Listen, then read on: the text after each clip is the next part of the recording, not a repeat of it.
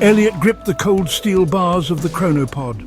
His heart pounded, his breath caught in his throat. He pressed the glowing green button.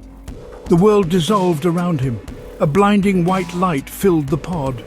Elliot shut his eyes tight. Nausea gripped him. He held on, bracing himself. Slowly, the light faded. Elliot opened his eyes. The ChronoPod hummed softly. He had arrived. Elliot unstrapped himself. He stepped out of the pod, shaky but determined.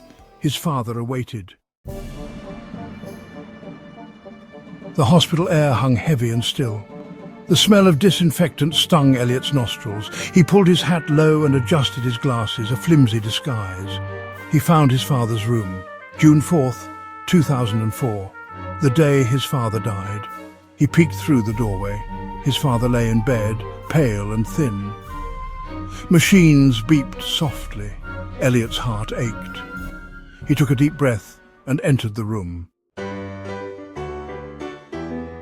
Elliot approached the bed slowly. His father's eyes fluttered open. He looked at Elliot, confused. "Who?" he whispered, his voice raspy. "It's me," Elliot whispered back, his throat tight. He couldn't bear to lie. His father's eyes widened slightly. A faint smile touched his lips. "Elliot, I'm proud of you." Elliot choked back a sob. "I know, Dad, I love you." His father's grip tightened, then went slack. The machines fell silent. Elliot felt a chill run down his spine. Elliot watched, his heart breaking, as his father's chest stopped rising and falling. His vision blurred. He felt strange, light-headed. The world around him began to shimmer. The hospital room dissolved into a swirl of colours. He was disappearing. Elliot smiled sadly.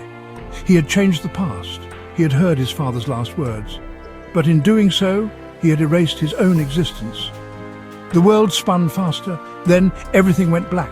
The world moved on, unaware of the son who had sacrificed everything for a whisper.